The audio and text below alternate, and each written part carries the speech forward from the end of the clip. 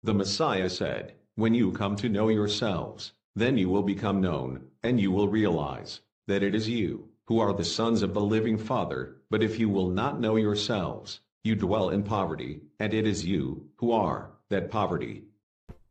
Bro Raymond, please. Ayan, nakita ninyo mga kapatid. So yan, preparation na po tayo ng second floor. Yan po ay inihahanda na yung yung flooring na po yan, no. Nakita niyo yan. Preparation po yan para sa second floor. As we have been saying to you mga 3 months ago, ang target sana niyan ayon sa ating flow. So flow of work ay aabutin pa yan na early next year, pero tingnan ninyo mga kapatid. At tayo po ay nasa paghahanda na sa second floor. Maka po within the year ay mabubuhusan na po yan. So meron na tayong second floor. And then after that, ayusin ang mga poste, ang ating perimeter wallings. At yan po, makita nyo kapatid. So very soon, pagkatapos marahil yung second floor, babalikan nila yung first floor para naman sa concreting din ng flooring natin doon. So yung pong structural natin ay almost wala na. Yung mahihirap na gawin, papunta na lang po tayo sa taas. So yan po ay 4 na floors. So tingin ko ang sinasabi po ng ating mahal na hari ay talagang magaganap sapagkat napakalaki na ng ating natatapos dun sa area. Our expenses is running to about more than 20 million already para po dyan sa temple. And kasama yung slow protection, nakita yung slow protection natin. At tayo po ay tumaas na rin, no? Malapit na po tayo sa level ng ground. So makita nyo, medyo lumiliit na po siya doon sa pinakababa, malapad siya at meron na rin po siyang rubble concrete. So nasa second and third layers na po tayo.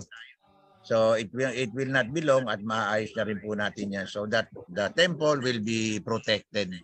So okay na po mga kapatid. Salamat sa inyong patuloy na mga pagtulong na ginagawa, even in prayers, little amounts that you give, ay malaki po ang naitutulong sa pagsulong ng ating temple construction. And yan naman po, at the same time, hinahanda po ni Brother Bromark ang ating regalia team, ang mga kakailanganin po para sa coronation ng ating mahal na hari. So yan po ang updates, mga kapatid ko. Dear member, I love you all very, very much. Yada.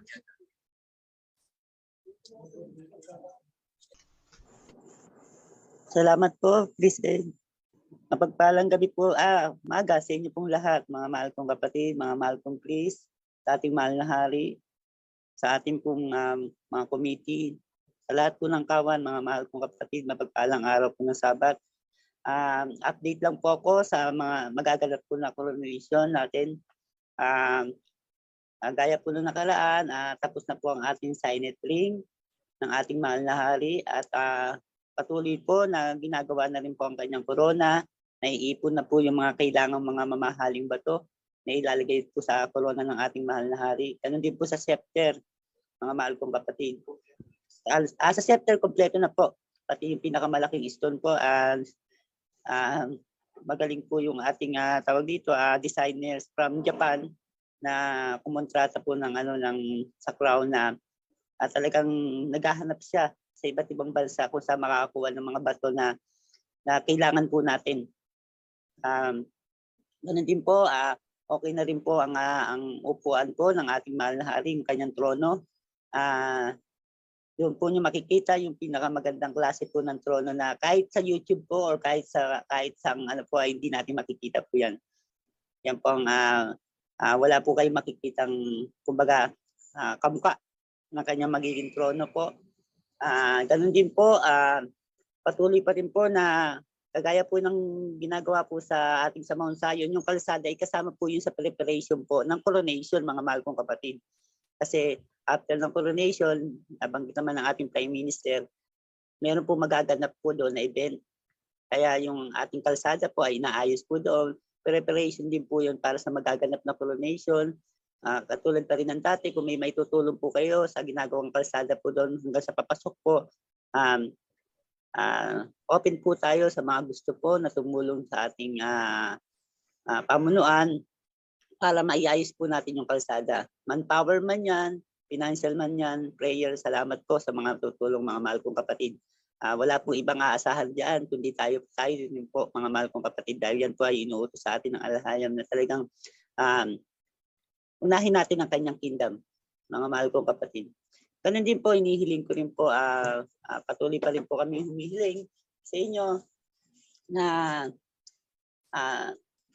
paghandaan niyo po, mga mahal kong kapatid, yung magaganap na coronation ng mahal na hari. Yang pong coronation na yan, hindi po yan para lamang po sa hari. Diyan na po yung tinatawag na liwanag na sanlibutan, na tayo po iyon, mga mahal kong kapatid. Diyan po tayo makikilala na. Makikilala nila kung sino ang iuupo natin bilang hari na nagbuhat sa ating alahayam. Mga mahal kong kapatid, tulong-tulungan po natin. Ito po ay para po sa preparation po ng pagdating ng ating King Yahweh. Inihiling ko rin po na sana, mga mahal kong kapatid, na magtiwala po tayo sa ating hari. 100% po, mga mahal kong kapatid. Hindi po natin magagawa ito kung tayo po ay nagdadalawang isip pa. Sana, mga mahal kong kapatid, sa dami na po ng katuruan na inilabas po, sana naunawaan na natin kung sino ba itong messenger na ito na kokolonahan natin. Kung meron mang higit na nakakakilala sa kanya, maliban sa ating alahayam, ay tayo po, mga mahal kong kapatid. Kaliwat kanan ang bumabato man sa kanya, walang ibang magdidepensa sa kanya, kundi po tayo po, mga mahal kong kapatid. Inihiling ko po sa inyo na alam naman natin na ngayon po, habang tumatagal po, habang lumalapit po ang coronation ng mahal na hari, marami po sa atin ang napanghihinaan. Marami nagkakaroon ng mga problema. Tinatarget po ng kalaban, mga mahal kong kapatid. Mag-ingat po kayo. Mag-ingat po tayong lahat, mga mahal kong kapatid, dahil talagang ahadlangan po ang bawat isa sa atin para sa magaganap po na koronasyon, magaganap na paghahari po ni King Yahweh. Huwag na po nating ayaan na madaig pa tayo ng tukso. Huwag na po nating ayaan na tayo pa'y magkamali. At huwag na natin ding ayaan bumalik pa tayo doon sa dati nating mga gawain. Mga mahal kong kapatid, ang katagumpayan ay nakikita po natin. Wala pong naitatago sa atin, mga mahal kong kapatid. Alam natin na nag-umpisa tayo ng wala. Pero ngayon nakikita natin ang katagumpayan. Ang templo ng ating alahayam ay unti-unti na nabubuo sa sama-sama at tulong-tulong ng mga kanyang tinawag at kanyang mga pinili, mga mahal kong kapatid. Salamat po sa inyong lahat. Maraming po salamat sa lahat ng kapatiran, sa lahat ng tulong na ginagawa niyo po. Sabi nga po, hanggang sa pinakamaliit na sentabo po, iniingatan po ng ating mahal na hari. Iniingatan po ng pamunuan yan para mailagay po lahat para sa kanyang kingdom. At mga mahal kong kapatid, patuloy po ako nagpapasalamat. Ganun din po sa mga kapatiran natin nasa ibang bansa na talagang malaki po ang naitutulong niyo po. Talagang ang mahal na hari at talagang lagi kayong bitbit yan. Talagang labis na nagpapasalamat sa malaking tulong na nagagawa niyo po para sa pagbibuild po ng kanyang temple. Ng temple po ng ating alahayam, ng ating King Yahweh. Mga mahal kong kapatid, maraming po salamat sa inyong lahat.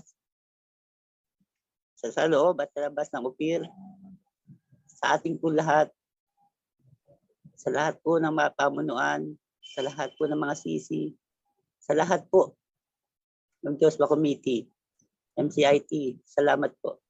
Pagpalain po tayo at ingatan po tayo ng ating alahayam. Be blessed. Shalom.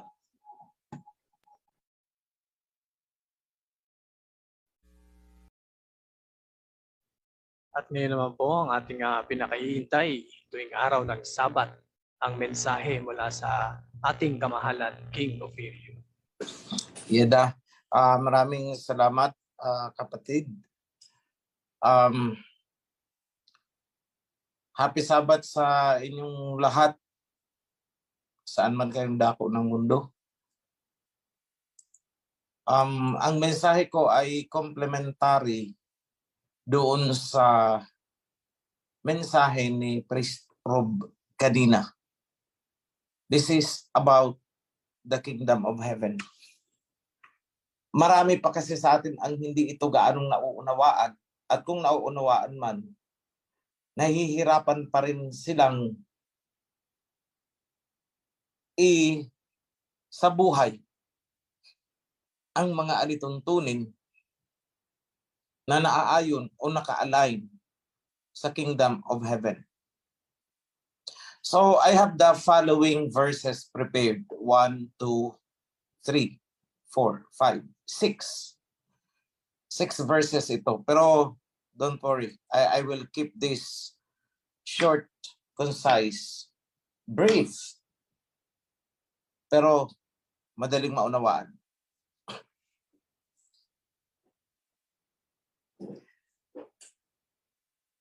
Unang tanong, I will give this as an answer in question. Paano inilarawan? Ano yung technique na ginamit ni Messiah Yahawashi noon upang ipaliwanag, ilarawan sa mga sinaunang Israelites kung ano ang kingdom of heaven? In our version, we call this as heavenly kingdom. Kasi, nami-misinterpret eh. Pag tinagalog mo kasi is kingdom of heaven, kaharian sa kalangitan. So, tumitingala ang mga tao. Bagkus, in our version, ginawa natin itong heavenly kingdom. So, ang tamang Tagalog na ay makalangit na kaharian. Yun ang tama. Iwasan natin dito yung mga misinterpretations kung saan hinahaluan ng pantasya kung ano ang kingdom of heaven or what we call as the heavenly kingdom. Tumitingala sa mga ulap, tumitingala sa kalangitan kapag napapag-usapan ang kingdom of heaven. Yan ang dulot sa atin. Yan ang epekto ng mga turo at doktrina, mga libadura ng mga false prophets. Because sila mismo ay hindi nila naiintindihan kung ano ang sinasabi ni Messiah Yahawashi na heavenly kingdom o kingdom of heaven.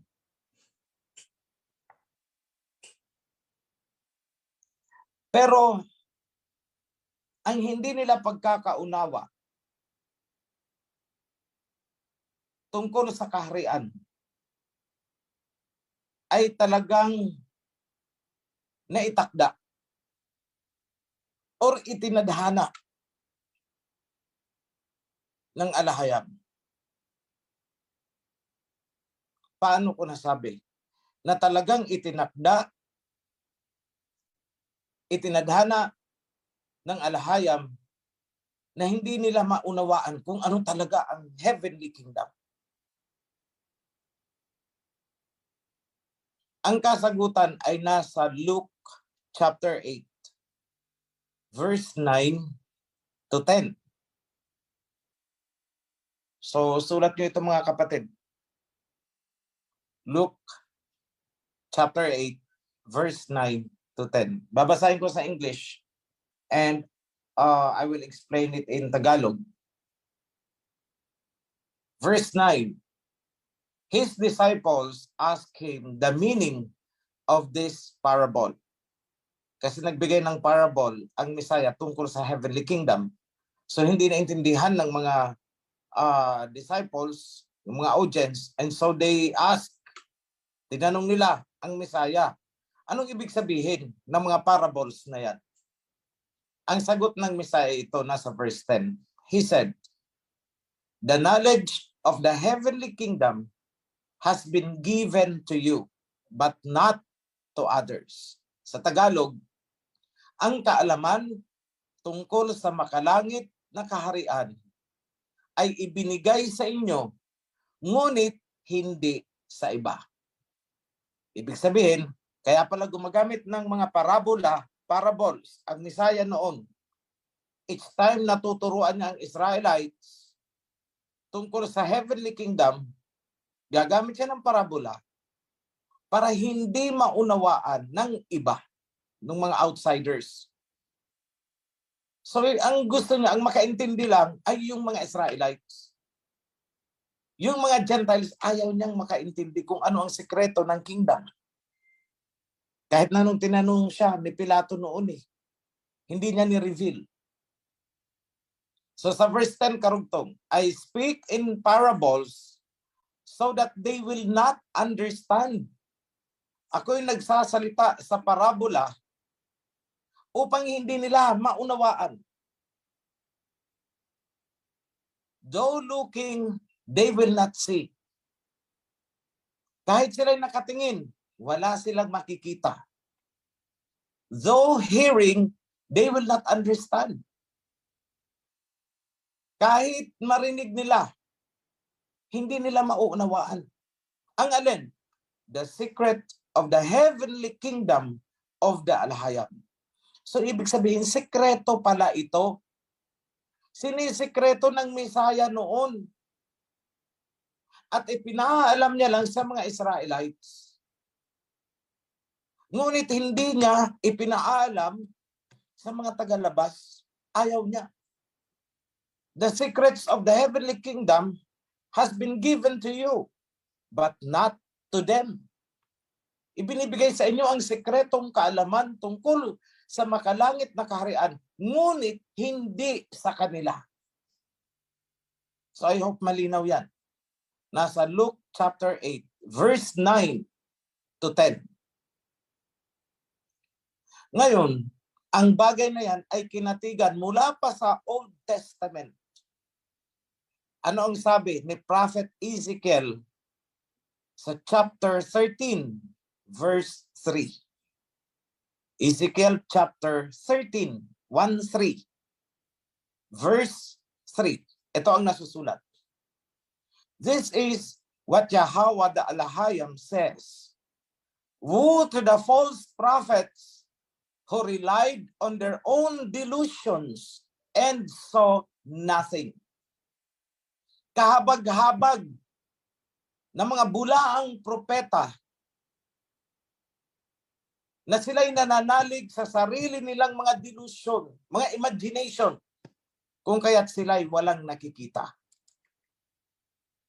So sinabi na ni Prophet Ezekiel sa Old Testament, at pagdating ng Misaya Yahawashai, panahon na ng New Testament na tinatawag nila, nagtutugma sila. Inililihim ng Misaya ang sikreto ng kaharian. Ibig sabihin, hindi niya ibubuhos sa lahat ng tao. Ngunit nagtalaga siya ng isang tao sa kanyang kapanahunan. Nagtalaga siya ng isang tao at doon niya ibinigay ang susi. Ibig sabihin, susi nangangatawan sa kaalaman, sikretong kaalaman tungkol sa kingdom. Yun ay si Peter. To you, Peter, I give the keys to the kingdom of heaven or of the kingdom of heaven. Binibigay ko sa iyo, Pedro. Kefa, ang totoong pangalan. Ibinibigay ko sa iyo, Kefa, ang susing kaalaman, ang sekretong susing kaalaman tungkol sa makalangit na kaharian. Inihabilin kay Peter. At mula kay Peter, nawala ang kaalaman na yan. Natabunan ng mga libadurang kaalaman. Natabunan ng kung ano-anong mga doktrina. Natabunan ng kung ano-anong mga pantasya. Yun ang nasagap ninyo sa mga Babylonian na sekta. So as you can see, kung papansinin ninyo, mula pa sa Old Testament, meron talagang inililihim. At yun ay nakatakdang ibigay lamang sa mga dapat pagbigyan. Kahit panahon ng Misaya, anong sabi niya? Parable ako, coded, kapag nagturo sa inyo tungkol sa sikretong kaalaman tungkol sa heavenly kingdom. Para hindi nila malaman, kahit nakatingin sila, wala silang makikita. Kahit marinig nila, hindi nila maintindihan. Sapagkat sa inyo lamang yan ibinibigay at hindi sa kanila. So ngayon, nakakaawa itong mga hindi maintindihan ang concept ng kingdom sapagkat hindi sa kanila ibinigay. Sa Matthew chapter 5, verse 12, ito pag na-establish ang kingdom. Matthew chapter 5, verse 12. Ang sabi ay, rejoice and be glad, because great is your reward in the heavenly kingdom. For in the same way, they tortured and murdered the prophets who were ahead of you. So kayo'y magdiwang, magsaya kayo, sapagkat malaki ang reward na ibibigay sa heavenly kingdom. So kailangan talagang ma-establish mo ang heavenly kingdom. Tumutugma na naman ito sa salita ng Misaya na revive first the heavenly kingdom and all these things will be added unto you. Itayo nyo muna, muli nyo munang itayo ang kingdom. Yun ang unahin nyo. At ang lahat ng mga bagay-bagay na yan ay ibibigay din sa inyo. Reward. How it will happen, I do not know. Kung paano ibibigay, hindi ko alam. Hindi pa nire-reveal sa akin yan. But apparently, parang unti-unti. May mga lumalagpak na, sabi ko, maliit na blessings, pero sabi nila, napakalaking blessing dito ah. Kumakatok. But of course, kailangan dumaan ng tamang proseso. You see, may reward na sinabi si Messiah Yahawashi sa Matthew chapter 5, verse 12. Great is your reward in the heavenly kingdom. Eh, paano maibibigay ang reward kung hindi pa natin nire-revive yung heavenly kingdom?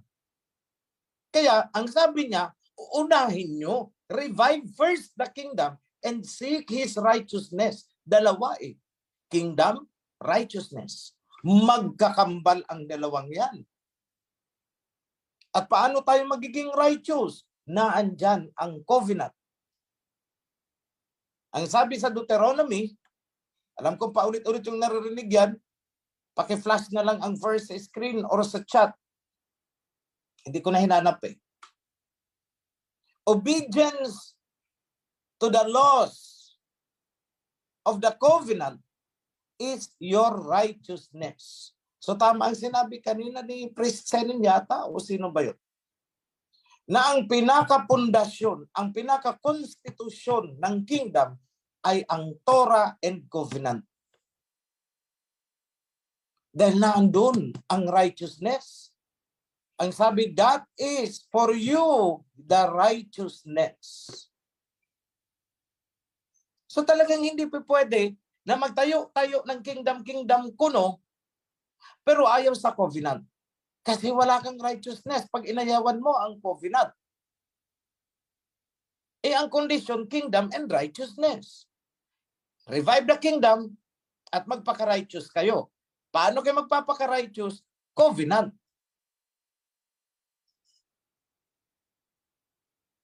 And then, pag nangyari na yan, na itayo nyo, saka darating sa inyo ang great reward. Yun ay sinabi na revive first the kingdom and seek righteousness, and all, lahat ng bagay na ito na kailangan ninyo ay mapapasa inyo rin. See, we are on the right track. Hindi ito maintindihan ng mga pastor-pastor because ayaw nga nila ng covenant. Ayaw nila ng kingdom, ang gusto nila ay sekta.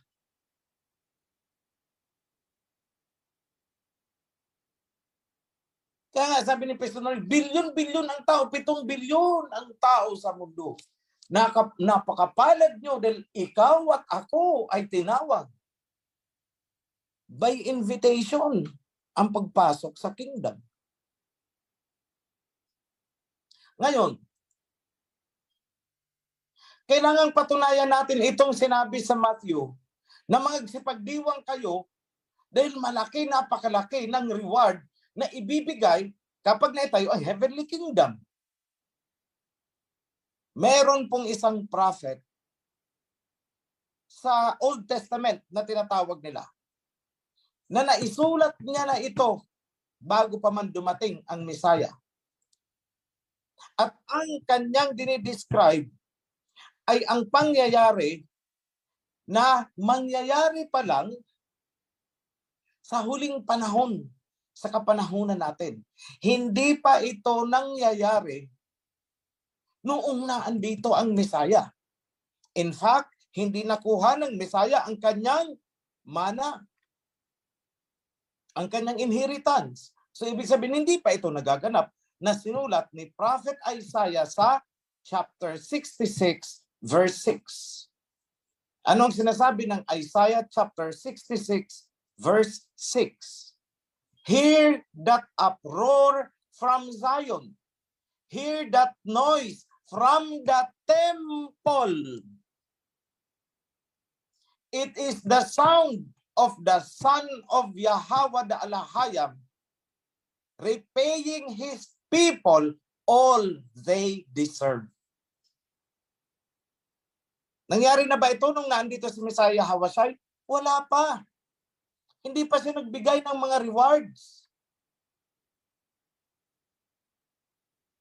The correct translation for this should not be repaying, kasi hindi naman siya nagkautang sa atin, but rather rewarding. Attention revisionists. Pag-take note of this. Isaiah chapter 66, verse 6 should read, hear that uproar from Zion. Hear that noise from the temple. It is the sound of the Son of Yahweh the Alahayam, rewarding his people all they deserve. You see? Malayo pa. Isinulat na ni Prophet Isaiah na darating ang panahon, maririnig, pakinggan nyo anya, yung pagdiriwang sa Zion, doon sa temple. Yun ang tunog ng pagdiriwang dahil nandyan ang Son of Yahweh na nagbibigay ng rewards sa kanyang mga tao. See? Rewarding his people all they deserve. Tingnan nyo. From the temple. Alam nyo mga kapatid, kung anong meron tayo, ibuhos na natin. Magkaroon tayo na mabuo talaga ng mas lalong madaling panahon, ang temple. Dahil pagbalik-balik rin natin ang kasulatan. Na andyan ang katotohanan na dapat itayo ang temple. Dapat i-revive ang kingdom. Dapat i-revive ang priesthood. Dapat i-revive ang covenant. At muli tayong mamuhay sa righteousness. Pagiging matuwid. Tingnan nyo, hindi sinabi ng Alahayam na seek His holiness. Ang sabi niya is righteousness eh. Dahil pag naging righteous tayo, unti-unti tayong marirefine. Hanggang sa tayo ay magningning, maging busilak na parang ginto. And that will become holiness. Huwag muna nating pangarapin na tayo ay magbanal-banalan hanggat hindi nakukuha natin kung paano maging righteous. Dahil pag inuna ninyo ang pagbabanal-banalan effect, pero ang kalooban ninyo at gawa ninyo ay hindi righteous, ang labas po ninyo ay banal na aso, santong kabayo. Maging righteous muna. And in effect, magiging holy ka sa paningin ng Aba. Hindi yung naghuhuli-hulihan ka, nagbabanal-banalan ka, hindi ka pala righteous. So ano ka? Banal na aso.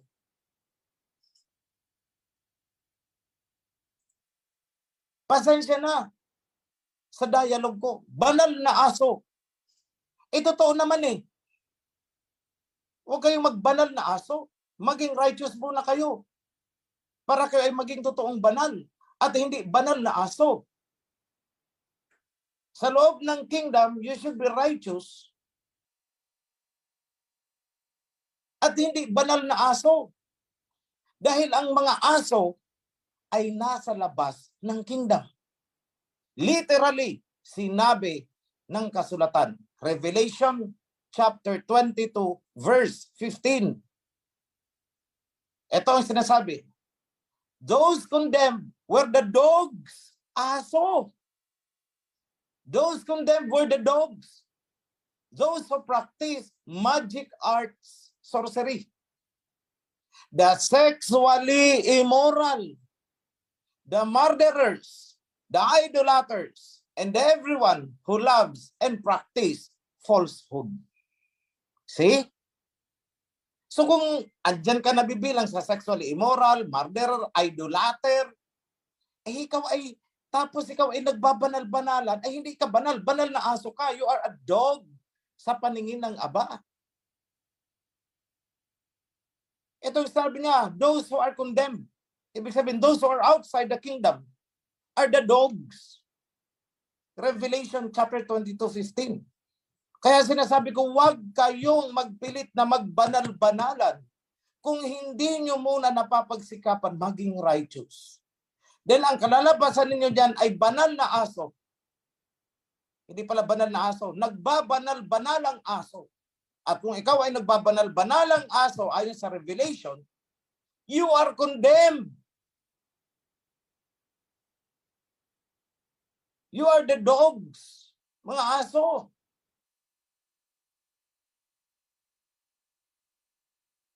So in this regard, kagabi may nilitis kami. Siyempre, hindi ko papangalanan. Pero yung nakakalam nito, wag nyo na rin pangalanan. Ay, kilala ko yan, si ano yan, si ganito, wag. Kagabi may nilitis kami over the initial impression is adultery. Pero pinag-aralan ko ng mabuti, ang kaso, hindi siya nagka-qualify sa adultery, but rather sexual promiscuity or immorality. You will be condemned. You will be outside of the kingdom. Dahil hindi pwede yan sa kingdom. Outside the kingdom are the dogs. Those who engage in sorcery. Sexually immoral. Mga mamamatay tao. Mga idolatry. Andun. They are the so-called dogs. Mga kapatid, don't be dogs. Dadalhin ko ito sa pita ng laman. Alam ko lahat naman tayo nagkasala sa pita ng laman. Lahat.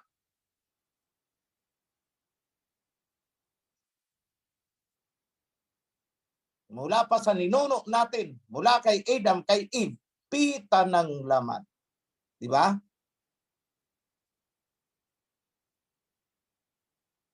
Kaya nga tayo binigyan ng covenant. Sa loob ng covenant may mga laws na dapat sundin upang hindi ka mahulog sa pita ng laman. At kapag sinabayan mo yan ng righteousness, yung instruction na seek first the kingdom, revive first the kingdom, and seek His righteousness. Pag ginawa mo yan, then you will be holy. Yung totoong holy, hindi yung huli-hulihan lang. Ikaw ay magiging banal. Hindi yung banal-banalan, kundi totoong banal sa paningin ng Aba Yahweh. So I am making programs kasi tumatambak sa amin ang mga kailangang litisin for adultery and sexual promiscuity. Matutulog na lang kami, kailangan pang mag-tribunal eh. And if you are awarded pardon, kasi hindi naman basta-basta ibinibigay lang ang pardon eh. Kapag ikaw ay binigyan ng pardon, huwag ka nang uulit. Huwag ka nang uulit. Minsan ka lang pwedeng maghandog, mag-sin offering para sa adultery. Minsan lang yan. Hindi na yan mauulit. Sa pangalawa, hindi ka na namin papayagan na mag-sin offering. Umalis ko na lang sa kawan. Doon ka sa labas ng kingdom. Because you acted like the dog. Diba ang aso kahit sa kalsada? You were like that. Don't be dogs inside the kingdom.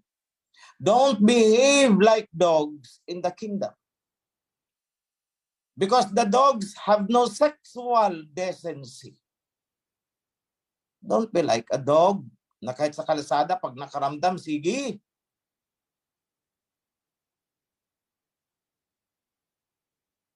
So ngayon pa lang sasabihin ko sa inyo mga kapatid, ako yung magpapa-implement, magde-develop ako ng central registry. Lahat ng may mga relationships dyan, mag-register kayo. Dahil ayoko yung isa kagabi, we're only victims. Yung dalawang babae, they were only victims. Pumatol sila eh, kapatiran na natin. They trust. Tinanong niya naman daw yung lalaki, di naman daw nagsabi na siya pala ay mayroon ng kapartner sa loob din ng kingdom. At umamin din ang lalaki na hindi niya sinabi. So mula ngayon, ipaparush up ko itong project na to. The Book of Registry. Kaya siguro sa Book of Revelation. And many books were opened. Sabi ko, ano kayo itong mga books na ito? And the Book of Life was open. So maliban pala sa Book of Life, may mga books pa. So ngayon ko nararamdaman, hindi kaya kasama doon itong mga books of registry? Mula sa panahon na kayo'y nagliligawan pa lang, sinagot ng babae, si lalaki, you have to register. Lalong-lalo na pag may nangyari na sa inyo, you have to register. Kasi kahit hindi pa kayo kasal, hindi kayo consummated, sa loob ng covenant, hindi pwede dito ang tikiman.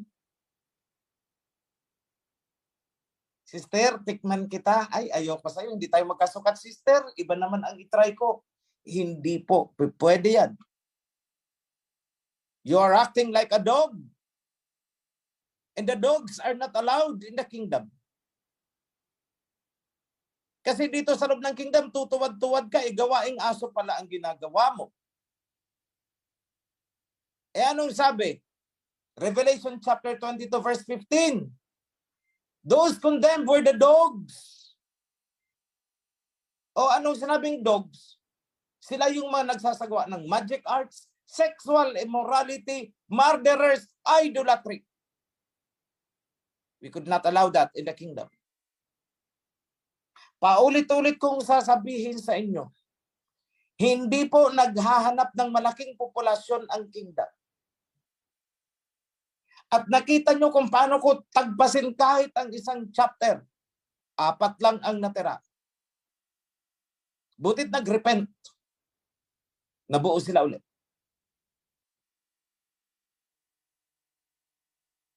I am especially mentioning General Santos City chapter. Not to embarrass them, but to set them as an example for everyone. They should be proud na nalampasan nila yun. Pero kung hindi sila nag-repent noon, 4 lang katao ang maiiwan out of 80 persons. 80, 80, 4 lang ang itinira ko. 76, tagpas. Iiyakan sila. O di sige, repent. Unfortunately, they humbled down before Yahweh. They repented. So, they remained na andito sila kasama natin ngayon. And I congratulate them. And I am making them the salt and light para silang mga asin at ilaw na kailangan ninyong tanawin kung nagawa ng Jansan, bakit hindi ninyo magawa?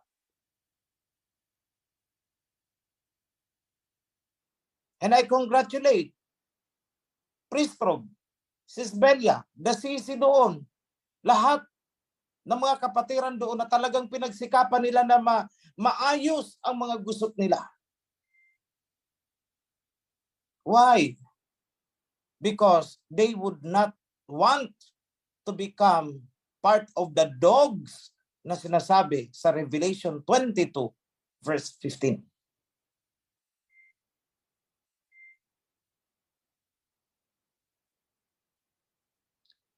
So by the time na i-implement itong centralized registry natin, kayong mga babae, kapag meron dyan ng liligaw-ligaw sa inyo, bago nyo man lang ibigay ang sarili ninyo, magtanong kayo dito sa central registry. And we require everyone to declare that will be confidential.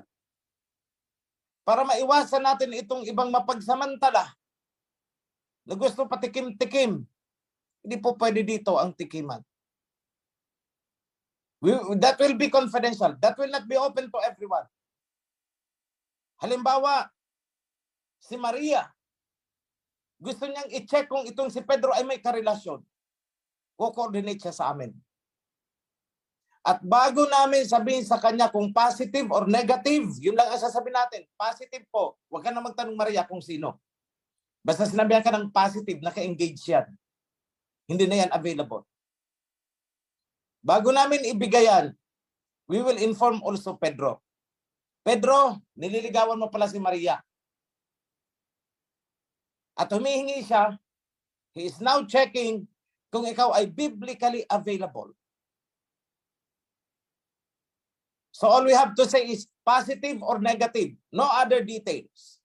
Pag sinabi namin sa iyo, Maria, na positive yan, meron niyang kadek dito. Di naman namin sasabihin kung sino. Pero Maria, that is a precaution for you. Wag ka nang makikipag-TikTok ha. Kasi sinabihan ka nang positive yan eh. Dahil kapag ginawa mo yun, magkakasala ka na either adultery, or promiscuity or whatever. That is righteousness. Dahil nakakapagod po itong nauubos ang oras ng priesthood. Nauubos ang oras ng board of elders, the tribunal. Pinaglalamayan ang mga kaso. Mamayang gabi may lilitisin na naman kami. And the same chapter. Nagnilitis namin kagabi. Not the same chapter, the same region pala. Ayaw ko na rin pangalanan. Kung saang region yan. Kung yan ba ay Luzon, Visayas, Mindanao, or what. Pero kung nakikinig kayo ngayon ng mga concerned people, alam ninyong kayo ito, that proves to you that nothing escapes our radar. Matalas po at sensitive ang radar natin.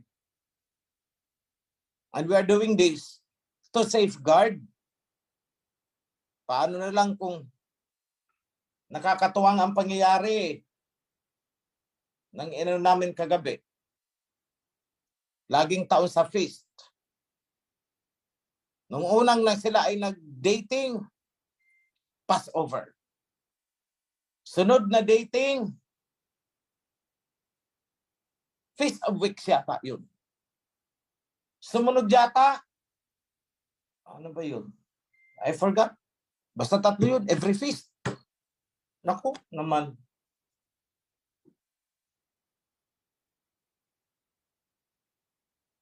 But we have resolved that issue. Sa atin, ang inosente ay inosente. Ang may sala ay may sala. So sila lalaki ay magsisin offering. And that is the first and last, una at huling pagkakataon na ibinigay namin para siya ay makapag-sin offering to atone himself. After that, pag naulit pa, same offense, goodbye. And if you are already outside of the covenant, outside of the kawan,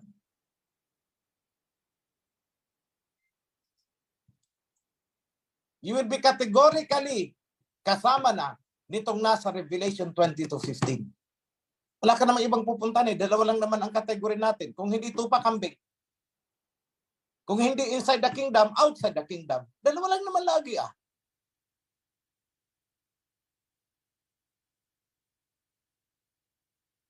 And my verdict will be always consistent dyan. If you want to stay in the kingdom, behave. Pag nag-misbehave ka, at hindi ka nagbagong buhay, hindi ka nag-change ng ugali mo, then you will find yourself outside. Ipagtutulakan ka ng covenant palabas. Isusuka ka. At kapag nangyari yon, hindi ka kasama dito sa sinasabi sa Isaiah chapter 66 verse 6. Itong mga nagdiriwang sa temple dahil namimigay ng reward, ang anak ng alahayam, hindi ka mabibilang dyan.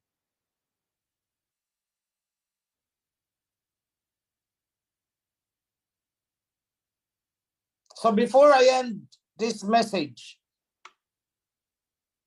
raise up your hand.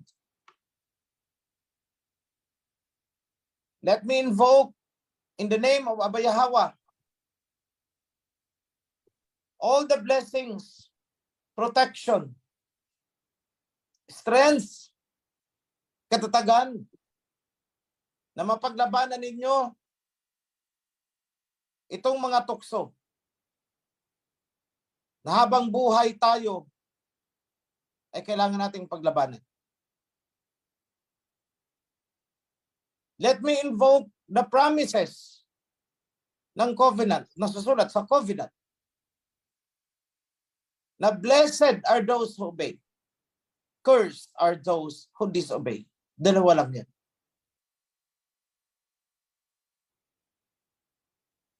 Hangad ko na sumainyo ang mabuting kalusugan, katugunan sa inyong mga pangangailangan, kapayapaan ng inyong mga puso at isipan,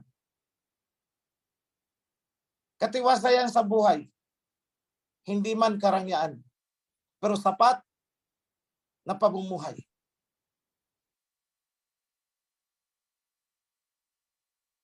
Hinahangad ko din at pinapaabot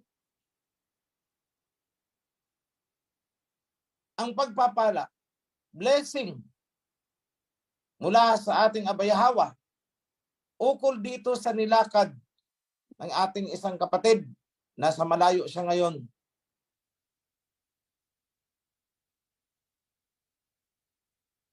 Siya ay nagsusumikap, kumikilos, at ang effort niya ay para sa kapakanan ng buong kawan. Hinihiling ko at pinapaabot ang pagpapala sa mga lahat ng nagsusumikap, nag-effort, mula sa Prime Minister hanggang sa mga volunteer workers natin sa construction, sa pag-maintain ng temple ng site, hanggang sa mga online workers natin. Nandyan ang Joshua, nandyan ang Reapers, ang Isaiah, the priesthood, and the board of elders. Lahat. Nawa, kayo ay mapanatili sa loob ng covenant. At sumainyo ang pagpapala na ipinangako ng alahayam ayon sa covenant na ibinigay sa ating mga ninuno. Mula kay Abraham, Isaac, Jacob, down to the prophets and the kings. In the name of King Yahweh, the King of Kings, the Son of Alhayam, let me pronounce it. let it be upon every one of you. Yada, happy Sabbath sa inyong lahat, mga kapatid. Halalwaya alahayam, yadda. Yada halalwaya alahayam.